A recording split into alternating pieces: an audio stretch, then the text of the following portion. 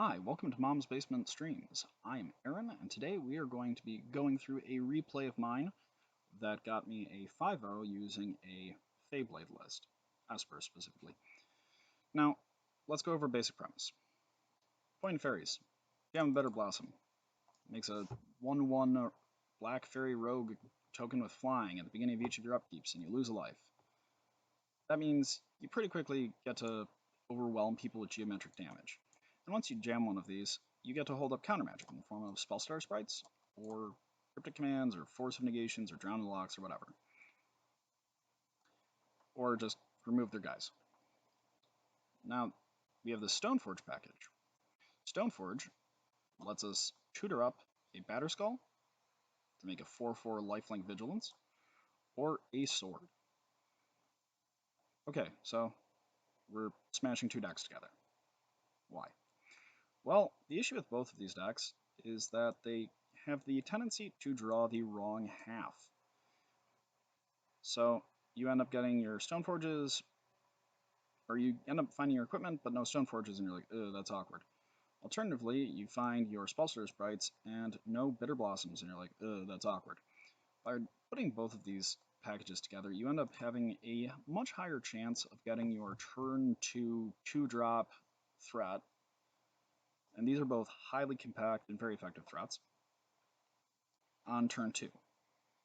So that helps a lot. And in terms of gameplay, both sort of have this mid-rangey tempo thing going, where once you jam one of these on turn 2, you kind of sit there and play mostly reactively.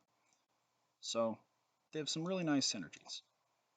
Now, why Yorion? Why this guy? Well, previously, and I have a few IQ top 8s with this deck, so this isn't sort of speculation, this is something that really is an aggravation. Is that you have a tendency also to not have enough space. You have 15 cards, just as auto includes. So then you're on 24 lands. Great. You're on Time Ravelers. Cool. You're on Cryptics. Awesome.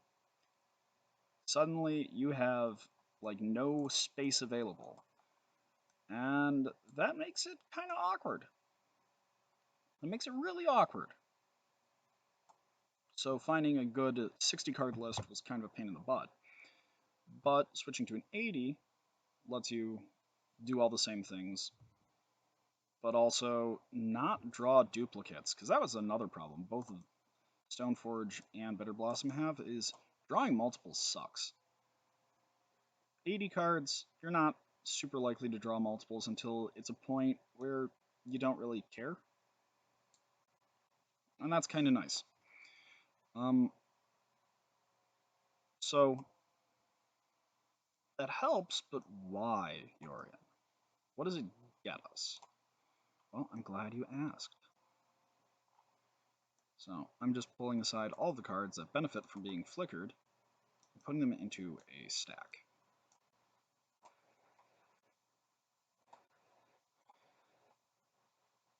These, lesser extent, Snapcasters. But all of these have some pretty substantial benefits to being flickered. So if someone kills the germ token that Batterskull comes into play attached to, you can flicker the Batterskull. Get a new token, get another 4/4. With the Astrolabes, it just draws you cards. Just draw card advantage. Stoneforge, well, it lets you search for another equipment. More card advantage. And Teferi. Teferi is a big one. Teferi, frequently what will happen is you bounce your Yorion with Teferi, or you've bounced something with Teferi, and flickering it gives you another bounce. So not only do you get sort of a free removal, you also get to, well, another one. You just get to keep bouncing your Yorion with Teferi. And let's say we have two Astrolabes and a Teferi out. and our opponent is normally tapping out during, or let's say they're on a red deck. Who cares? Because this is a hypothetical. We play our Yorion. We flicker these. We get our Teferi back. He's at 4 loyalty. We draw 2 off our Astrolabe. The next turn, after attacking with Yorion, we bounce Yorion to our hand with Teferi. They still can't play anything until Teferi is off the battlefield. So we draw a card. We have our Yorion in hand. We recast Yorion. We flicker these again. Suddenly, we have a new, fresh Teferi, and yet another 2 cards. And you just do this forever. It's very aggravating. You can sort of do the same thing with Jace, but really, Jace is just... he does everything, and he's there because he's better than having extra cryptic commands. So, now let's go over sort of the interaction portion of the deck. We have Cryptics, we have Borrowers, we have Force of Negations, we have Drown in the Lock, we have our Spellstutter Sprites, and then we have a bunch of removal. Of course, we have Snapcasters to flash it back, but that's not something you can rely on as interaction. Teferi is a nice... man, I hate having to say this.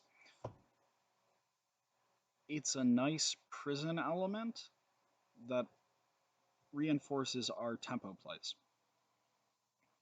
And it's just good.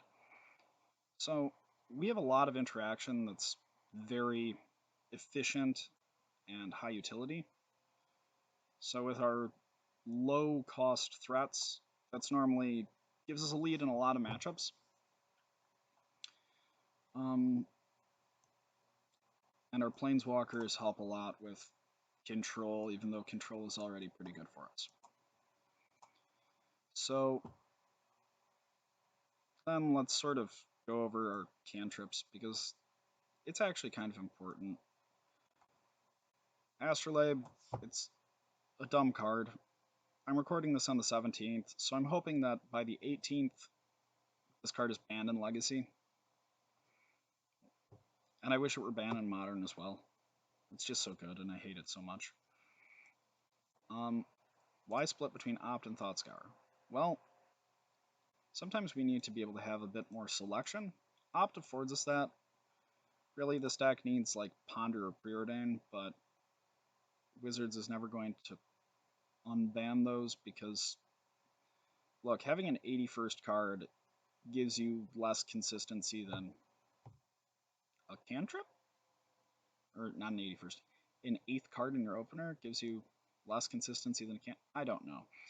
Extra cantrips would probably do Modern good, but that's beside the point. Thoughtscour synergizes with Drown in the Lock, and also it helps in matchups where an opponent is also using Mystic Sanctuary. So they put something on top, you scour it away. A lot of the time that's backbreaking in tempo, and suddenly whatever their plan, their setup was, it's been really messed up. It enables Drown in the Lock also in matchups where you don't necessarily have Drown early enough normally for it to make a difference, such as G Tron. This card actually is really good against Tron, though. If they have to take more than one turn to... if they have to take multiple turns to set up like Tron, or you see Scours, this is really good against Tron. So I think that covers the spells. Let's sort of go over the utility lands. There are only 4. Mystic Sanctuaries? Not necessarily because we're super instant sorcery intensive, because the opportunity cost is so...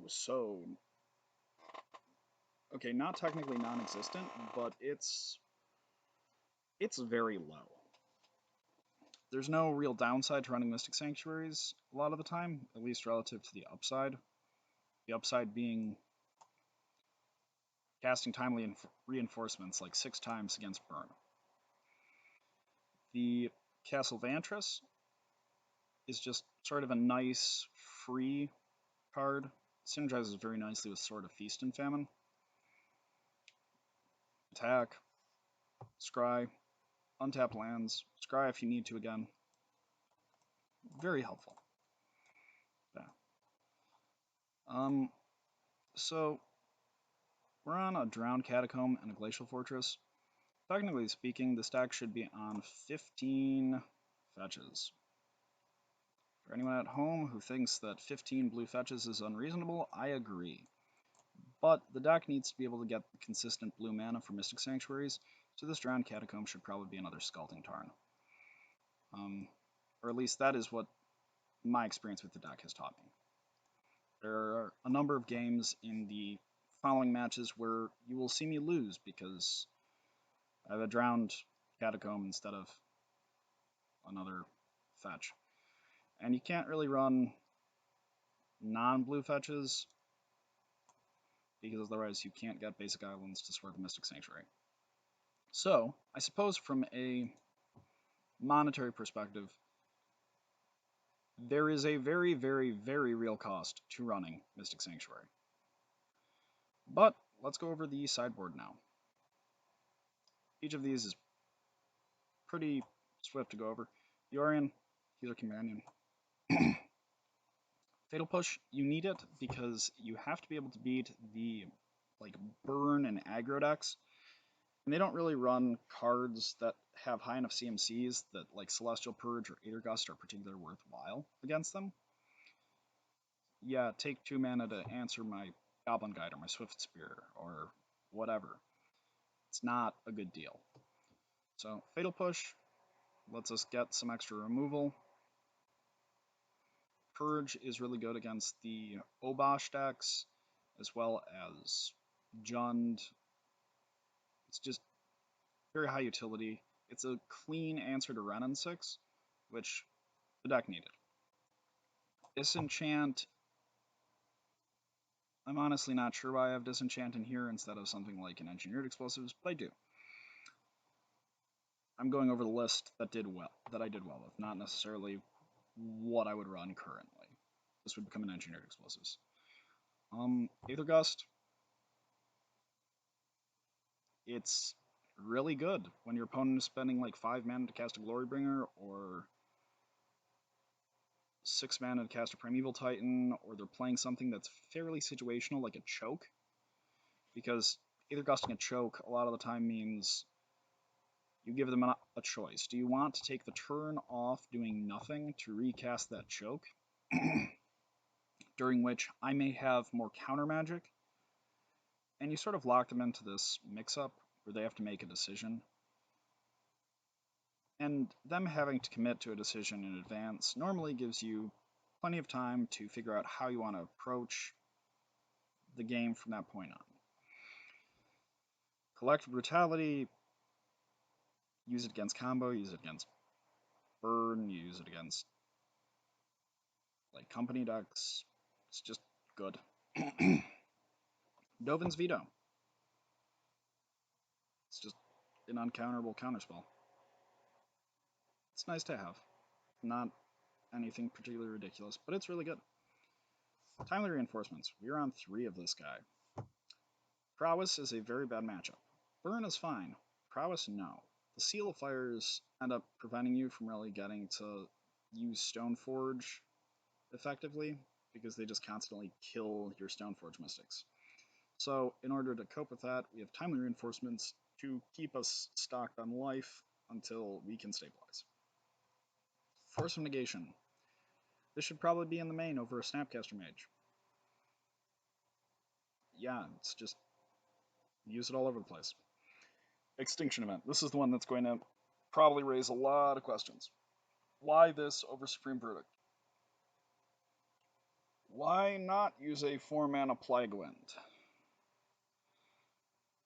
What are you talking about, Aaron? How is that a Plague Wind? Well, let's take a look.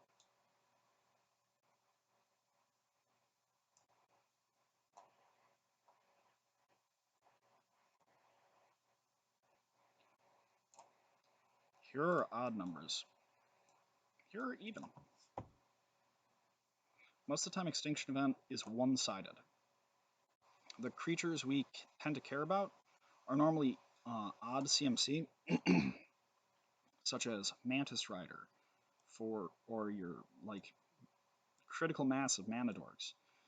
When you need to call even, you can call even, but when you have your tempo plays or your tempo things in play, being able to just say odd and hitting 3 creatures is normally plenty good. You don't need to hit anything more than that because at that point, how the game is going to progress swings so dramatically in your favor. Extinction Event has been... Also, the fact that it exiles means that it's really good against Boggles, which is nice, because I hate that deck. Naturally, it's ridiculous against Obosh. It's also really good against the Gyruda decks and Dredge, because it exiles. Extinction Event, I would say, is probably my favorite sweeper next to Toxic Deluge in all of Magic. I'm very pleased with this card. So now we've sort of gone over the deck in terms of its premise, what it's trying to do, and we'll just get into the matches. So we see them reveal a Lurris, which means that they're more than likely on either Burn or Boggles or something very low to the ground, because by this point, the whole Delver thing has sort of worn out of people's systems. So having the Stoneforge Mystic is better than having like a Bitter Blossom or something else. Fortunately, they are on Boggles, which means that we can just play Stoneforge and just play Batterskulls. Play Batterskulls until they die, which is more or less the entire plan and what we do. This turn, there's nothing to do, so we wait. For some reason, they attack. Not sure why. It wouldn't have really made a difference if they hadn't, but it's just kind of a thing that happened. Astrolabe smooths out our mana. We get some free damage in. Here, because they didn't have a Rancor or something else, I should have attacked first with the Spellstutter Sprite, just because it would have theoretically given us an extra blocker. But it doesn't actually matter, because we're going to get our Sword of Feast and Famine, and then we're going to start being able to deal more damage to them than they're dealing to us, while also gaining that much life. So, yeah. Also, the fact that we get to play a Teferi, bounce their Daybreak Coronet, and then end up countering it on the way back down with Spellstutter Sprite is huge. So, out of the... Well, first, yes, we win this game. Big surprise.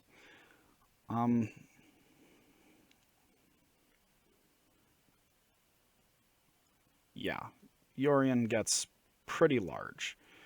So, game 2, we've sided in our Dovin's Veto, a Disenchant, Extinction Events, Force of Negation, as well as Aether Gusts to replace our spot removal, because we really don't need it when our spot removal can't really target much of anything. Or at least, so I thought. Turns out, actually, they have some things that, well, are spot removal targetable. Here, I was supposed to have played a Hallowed Fountain tapped, but that's alright. I did not want them to resolve the Ethereal Armor, because if they, for instance, had multiple enchantments at that point, they could kill us before we ever got a chance to play our Extinction Event, which would really stink. The Snapcaster is so that we can scour, and not only are we getting a threat on board to start dealing some damage, but we're also drawing a card. Which, naturally, we snap, scour. And here, I'm like, oh yeah, a Bitter Blossom. We're going to be able to start, like, actually going. And instead, they end up getting it off the board. And I'm not sure why they're on Naturalize over Back to Nature, but that's kind of irrelevant. Here we start the Plaguewind train. Plaguewind. Yeah, the fact that all of our stuff is even cost and so much of the format is odd when it comes to its creatures is really, really, really backbreaking. Yeah, and then they're out of threats. And that, as always, is the Boggles' weak spot, is once you do get their dude off the board, it's very hard for them to come back. Yorion lets us draw a card, it gets us 4 more power on the battlefield, and at this point we have control over the game, and it's very difficult for us to lose from here. So, we opt... Or, sorry. I'm not sure why I put the Force of Negation on top. I guess it was just because I didn't want to get Path to Exiled, but doesn't matter a whole ton. We still got there. So here we begin our second match, which is a bit fast, you might observe. We reveal our Yorion. I like this hand because we have a bunch of, well, cantrips, and we also have some interaction. So I ended up doing the math later, and we're pretty good on finding a land here, especially with multiple redraws. So it felt fine just looking for a land instead of taking the time to mulligan. So we got our Batterskull. We're expecting them to be on like some Bant nonsense, and then that's not a Bant nonsense. Oh wait, that is a free win. Yeah. Here out of the board we bring in Aether Gusts, we bring in Dovin's Veto, Force of Negation, and Collective Brutality, cutting our Fatal Pushes, and Brazen Borrowers. And that's all. So this game, we start with our Force of Negation, which is very nice. The plan is just get a Stoneforge out there, and then get a sort of Feast and Famine so that we can take cards from their hand and prevent them from getting the critical mass of cards necessary to be able to combo us. I did not want to... Well, you'll see. I don't want to run out the Stoneforge here because I don't want to open ourselves up to being punished by a... Let's say they go to Neoformas, and then they also have a Force of Negation. So here, by getting a... We're finally able to play our Stoneforge because we have 2 pieces of counter magic up now, while still being able to deploy our Stoneforge. And yeah.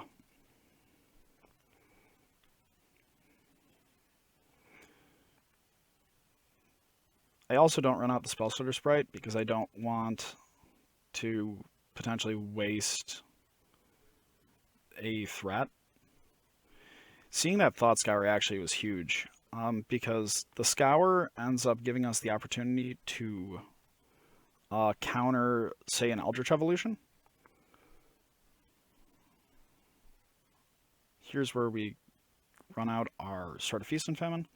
I didn't play the Batterskull instead, or I didn't keep the Batterskull because it's more important just to have, well, things to do. I feel like I should have scoured them in response there, but I didn't. Such is life. But at this point, it's another thing to pitch to Force of Negation, and then we have 2 more counter spells, which means that we're pretty well insulated.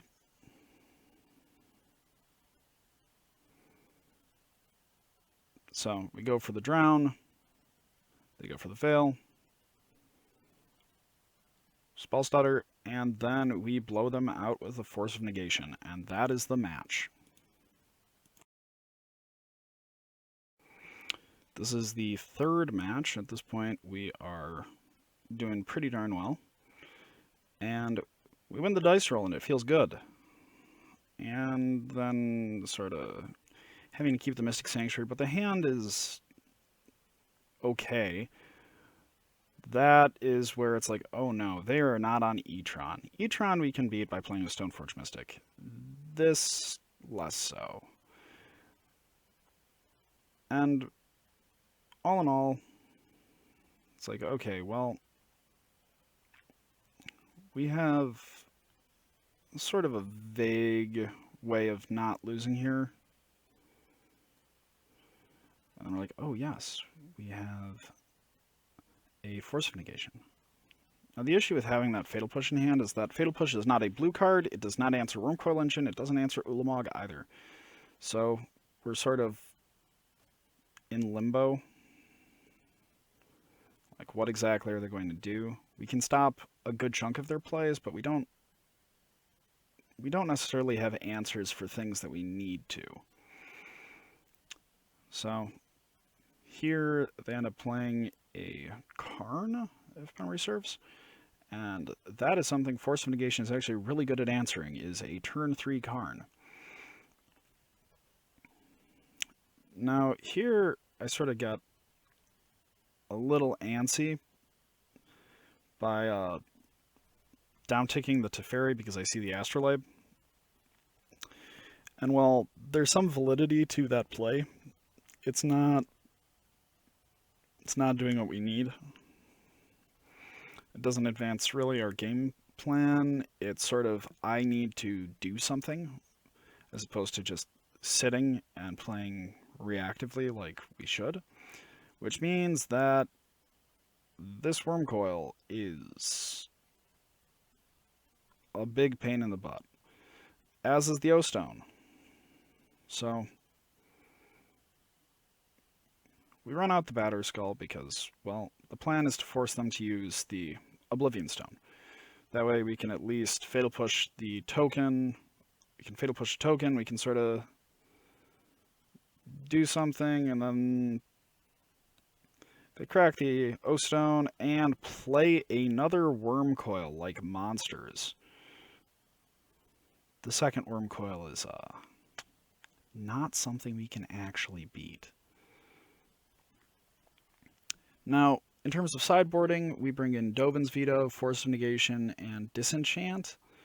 We cut our pushes. If memory serves, that's really all we ended up... That's all I ended up actually bringing in. It was kind of a... Well, when the deck works, we have the ability to tempo them out. And this hand is just solid. We draw lots of cards. Our mana is perfect. And we have an answer to a Wormcoil or an Ulamog or whatever.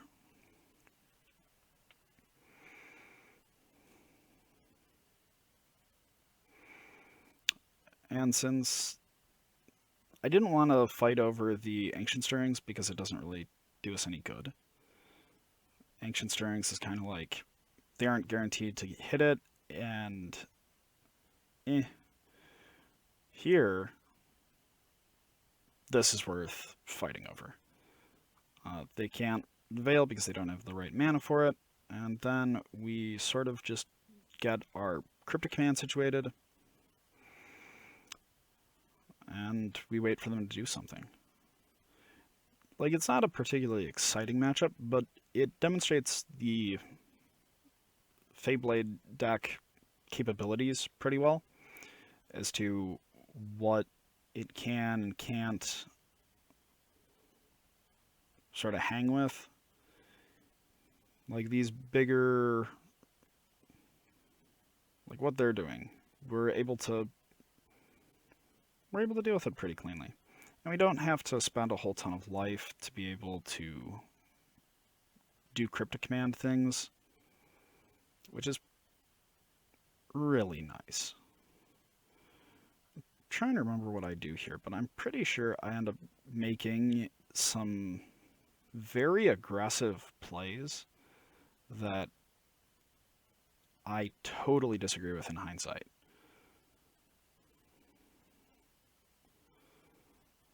Like, so Mystic Sanctuary, put the Force of Negation on top.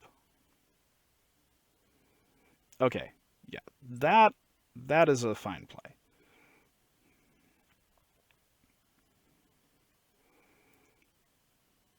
draw some extra cards.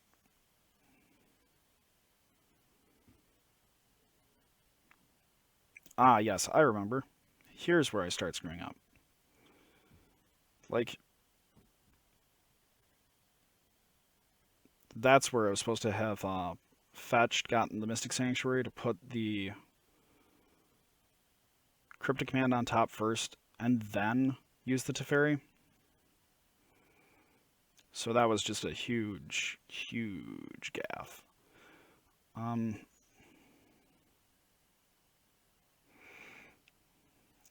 So, still pretty alright in terms of a situation, though.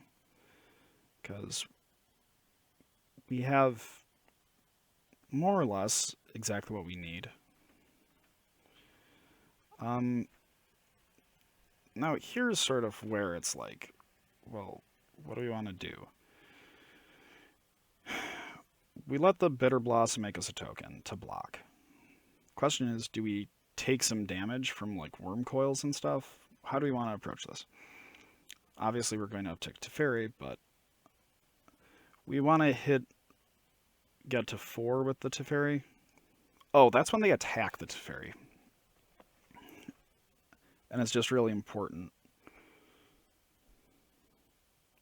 Cryptic Command.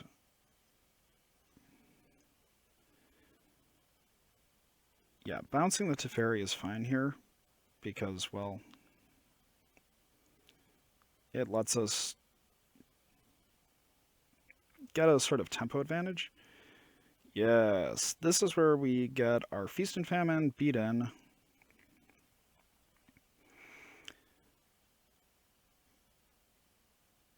And here is where I make a big punt. Yeah, I should not have done that. I should have bounced the Stoneforge Mystic, or just, like,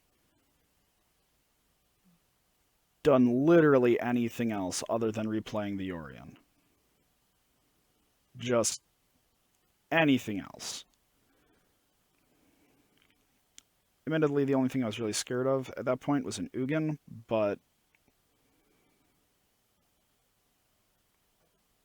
still super questionable play. Here's another questionable play on my part, where I should be just going for, like, a Mystic Sanctuary.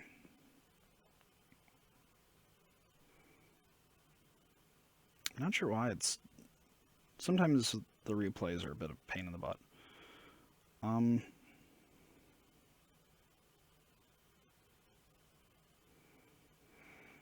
So, what I should probably do here is fetch, grab a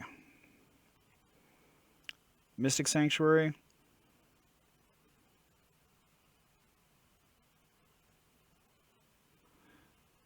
I should have bounced the, bounce something so that I had the Cryptic Command. I also forgot to uptick with the Teferi, which was just... And I forgot to put in the Batterskull at end step because I accidentally F6'd. Or, sorry, I F2'd and they didn't do anything. Here's where something weird happens, like in terms of how Moto sometimes behaves.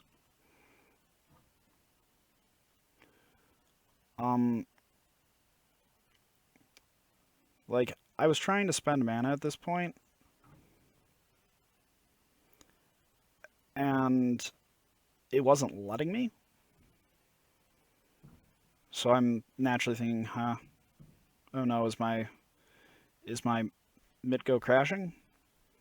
And I thought I was just hard casting the Batterskull. Little did I know, by that point they had already conceded for some reason. Or, yeah, it was weird. It was like the concession was delayed for some reason, and I have no idea why. But it's alright. For game 3, like, it showed... It was weird. This hand is strictly adequate.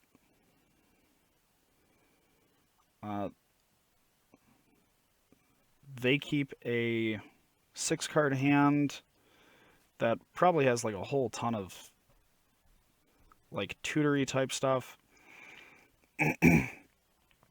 And we just counter their stirrings and they sort of fall apart. Like,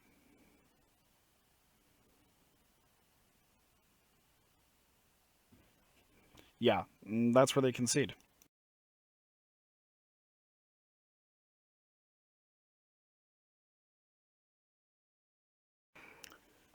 So here we are playing against another Lurris deck. And this hand, well, we have some scouring capabilities and stuff, so we try it. Okay, so the plan is race for a sort of feast and famine. Turns out, I believe at this point I am dumb. No, I was not dumb. I grabbed the sort of feast and famine because I didn't want the stupid bauble to just continue netting them advantage, and I should have forced it the first time around. Here we end up getting a walking ballista, killing her Stoneforge, and sort of getting messed up by the Lurris. Now, pathing that during our turn was dumb. Like, incredibly game-losingly dumb. If he had pathed it during the correct turn, they would not have this following Duskwatch Recruiter activation that gets them the card they need to win the game. So, in hindsight, we may have screwed up. But, still, the deck does a reasonable job. Now, here's where we just sort of are forced to turn the corner. It doesn't really matter what we want to do. And I should have also flickered the spell stutter. That path to exile was very unfortunate. And we sort of get committed to the we're just gonna loop Cryptic Command type plays. We don't want them to be able to get any more free creatures, so we end up killing the Duskwatch. We got another Cryptic Command.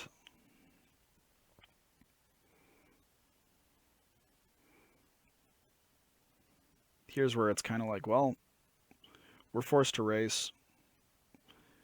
And we can win, conceivably.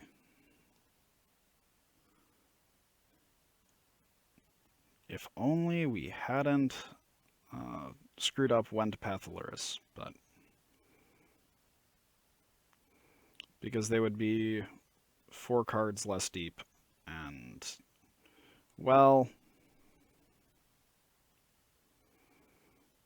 I may be a little salty about having misplayed.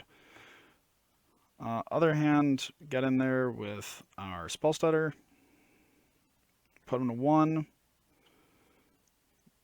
and then they draw the Eladamri's Call into Ballista.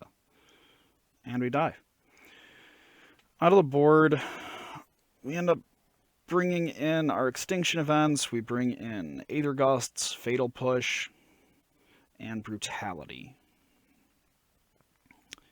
If memory serves, we ended up cutting our Force of Negations, and I'm trying to remember what else.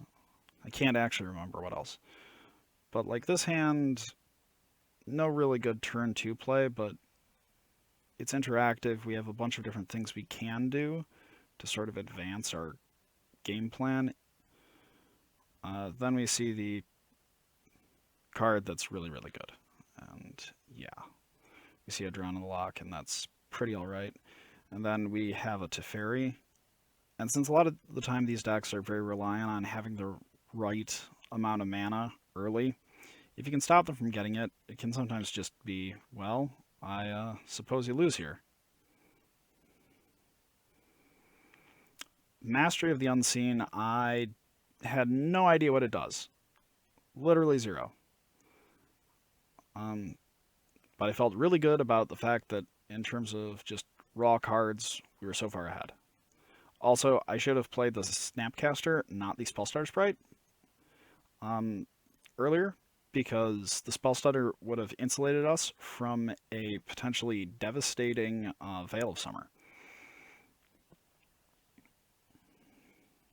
Which, as you'll see, is a thing that happens.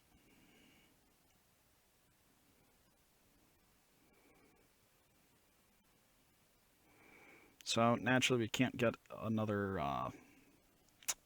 whatchamacallit. We can't get another thingamajig. But we have Bitter Blossom and we have a Spellstutter Sprite, and to this point, we're feeling pretty okay. I'm okay with losing a Teferi there because, well, if they go to Company, we can stop a Company. Here I was like, okay, they can't have... Oh, they have Double Veil. Man, I hate that card. I got double Cryptic commanded there. It's just very aggravating. We put a Drown on top, and then... Like, at this point, it would require us to be dumb, just outright morons to lose.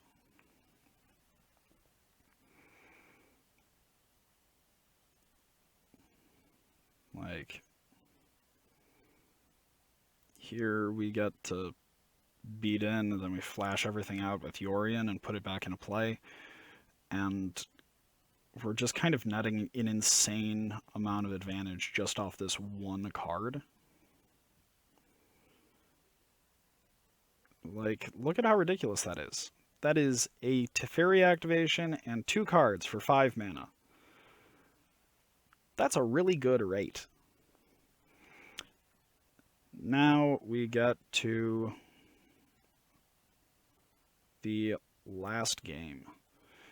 And this one's a bit of a nail biter. Or wait, no, this one's not. That was the last one. That was the first game. This one is kind of clean. Like, this hand is really good against more or less however they draw. But once again, it's a, let's see if you have a second land. Oh, you don't? Well, that's really unfortunate. That's why they cycle the Veil, is just to be able to try getting another land. At this point, who cares? We have a Teferi. We're going to start leveraging our tempo lead way harder than we would otherwise. And yeah, things kind of fall apart for them from here. I should have actually gotten a Mystic Sanctuary there. And just gotten a Fatal Push. But it's not super relevant because, well, they fall behind on lands, and the game kind of stinks. This one actually kind of stinks. It's just wanting to play Magic and not really. But, yeah.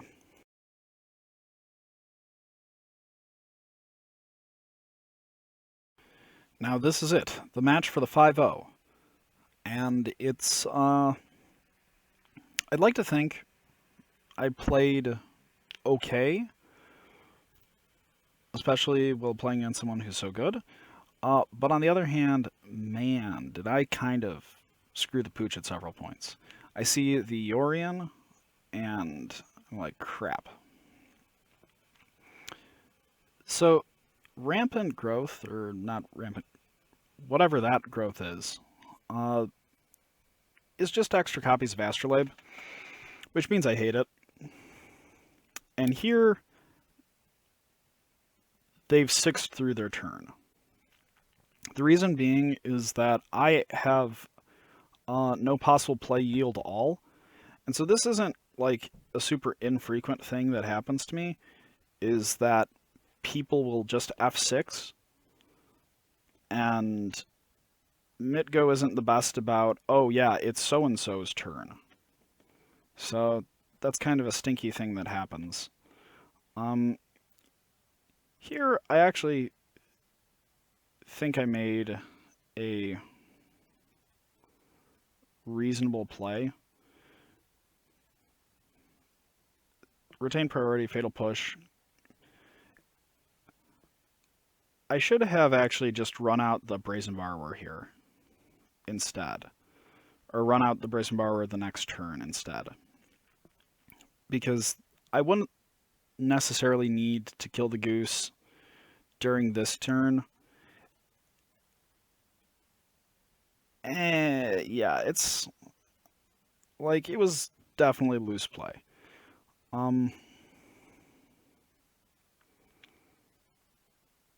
So we just kind of get in there. They run out of Codal. Codal is Codal. It's not particularly devastating, but we're going to use this opportunity to just get ourselves an extra card.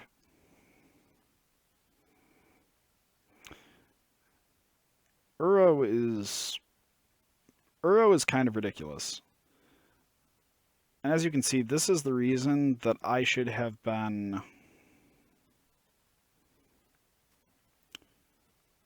way more judicious with like my scours. Because now here, he definitely should have just run out his Yorion. Or, well, no, he would be dead if he ran out his Yorion. Because, well, he would draw 3.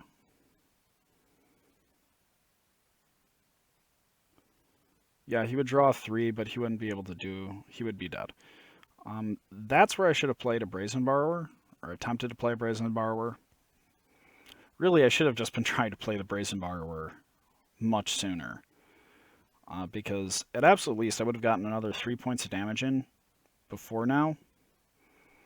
And that would have made a big difference. As you are going to see.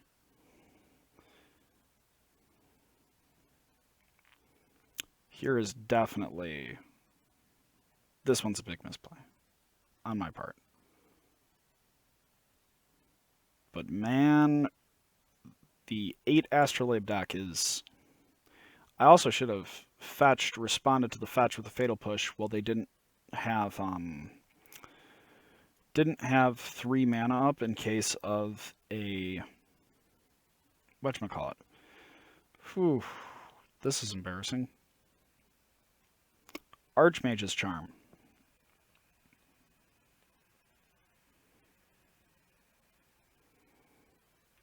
That's another spot where I could have ended up retaining priority to Fatal Push.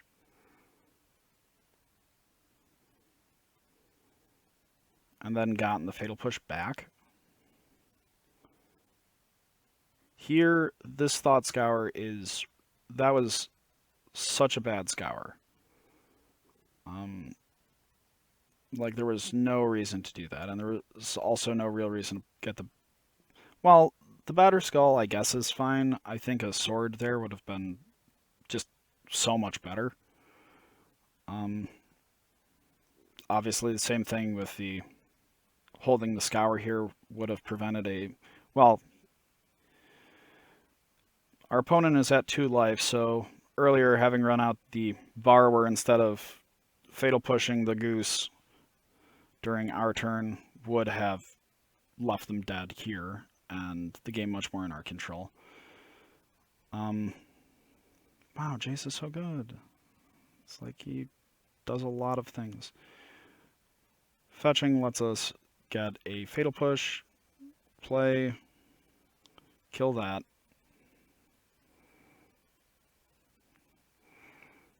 And we could have a Thought Scour. We could have a Scour right now. But we don't, because I misplayed. Admittedly, we're still in a pretty good spot. We bounce our Yorion. We get to, like, flicker a ton of stuff.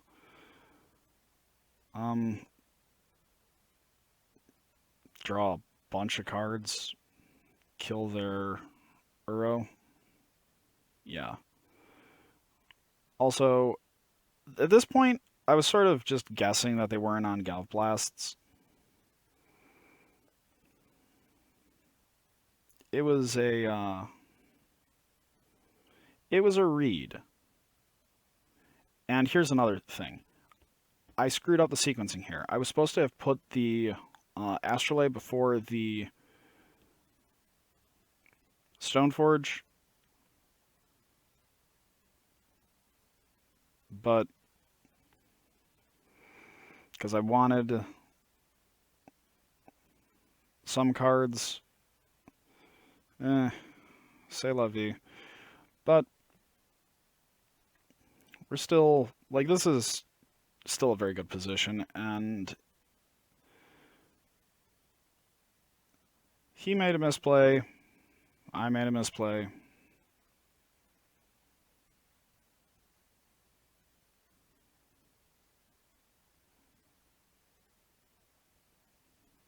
Don't know why I was floating the mana.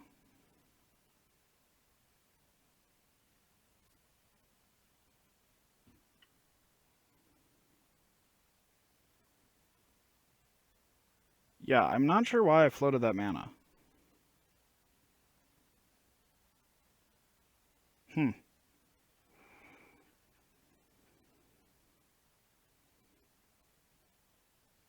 Weird.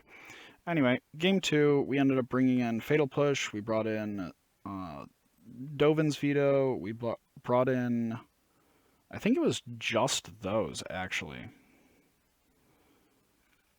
I didn't want more potential liabilities.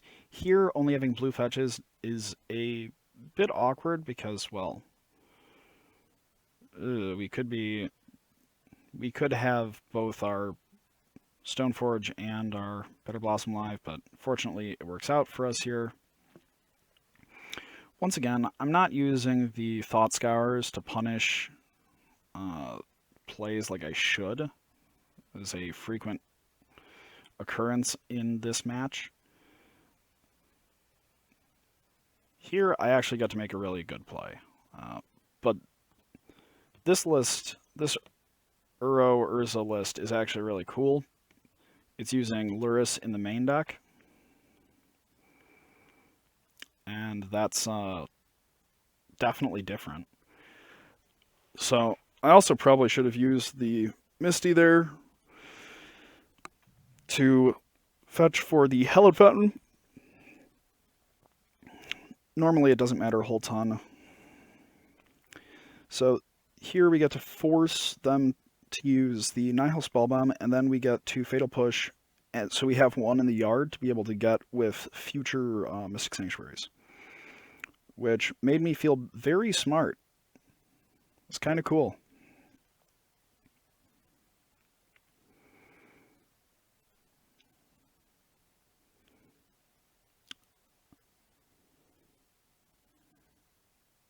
Now, after attacking, there's a different line that I should have made.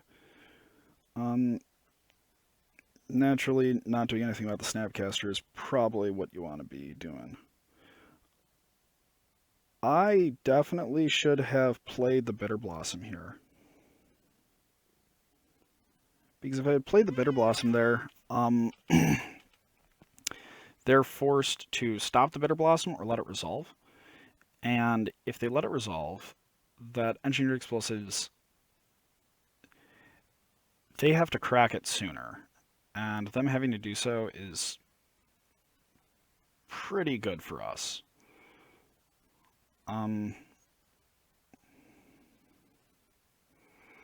But that's neither here nor there, really. It's sort of just a very small misplay. And they were going to either Mystical Dispute or Metallic Rebuke there. And either of those would have been fine. Or, well, no, not there. Not there, not fine. Or, well, actually, no. There, they would have been fine because they wouldn't have done anything.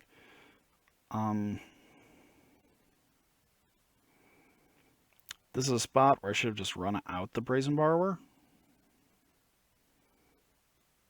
Put the Fatal Push on top and run out the Brazen Borrower. Once again, prioritize damage a little bit more.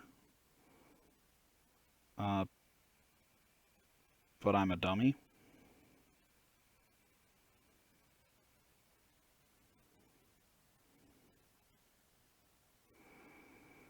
Like, here could be cracking in for way more. Like, potentially could have just won this game outright.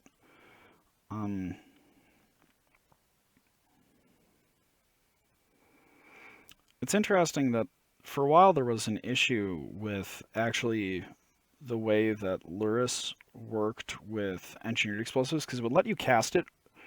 It was letting you cast things for like more than, or oh, I think it was that. I think it was that it was letting you cast things for more than 2. Here should be a, yeah, this is just big Yorion play.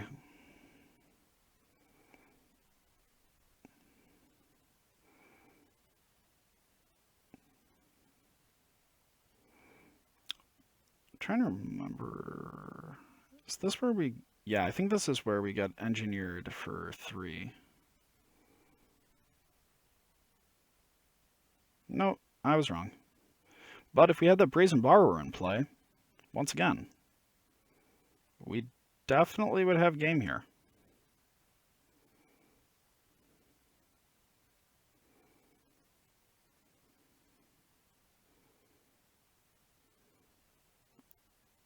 That was a little like greedy in terms of how I played there, but really the biggest issue with this matchup is that they have so much inevitability.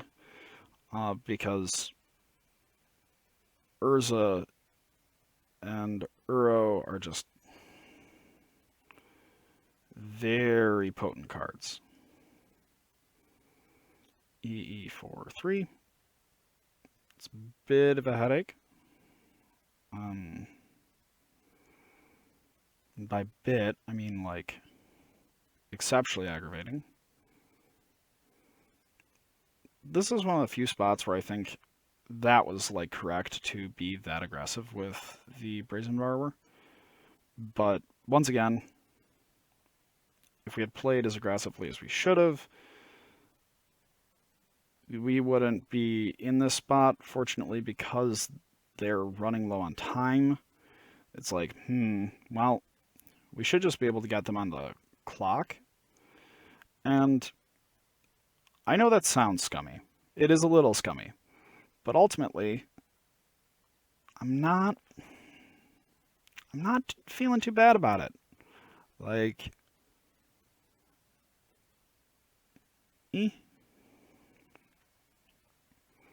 saving our Fatal Pushes a little bit more. Also, once again, would have been pretty alright. Seeing a Spell Stutter Sprite would have also been ridiculous. So, we can't just win here. Obviously, there were some misplays, but like as you can see, the deck still functions quite admirably. There's room to improve, but a little burned out on Modern, because this entire list is brew. There's no established archetype for this. It's kind of just been figure it out, which makes it pretty difficult. And then we die. Yeah, Uro I like less than Oko. The reason being is that Oko you deal with once.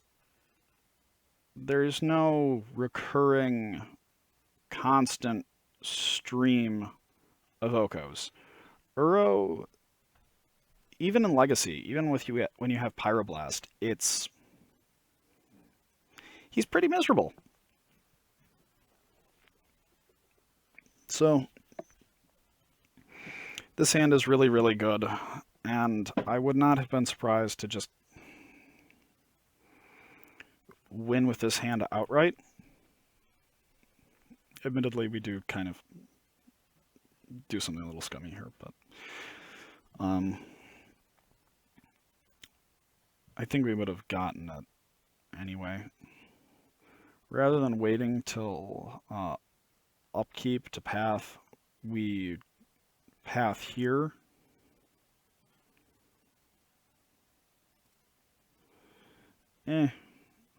Like, also I think they were supposed to, if we had waited on the path, we would have had, they wouldn't have been able to play the Urza, we'd have had a spell stutter. Also, we should have played the Mystic Sanctuary tapped, is another thing, instead of the fetch land, because we would have accomplished the same result. Ultimately, though, did get a 5-0, and it was pretty cool.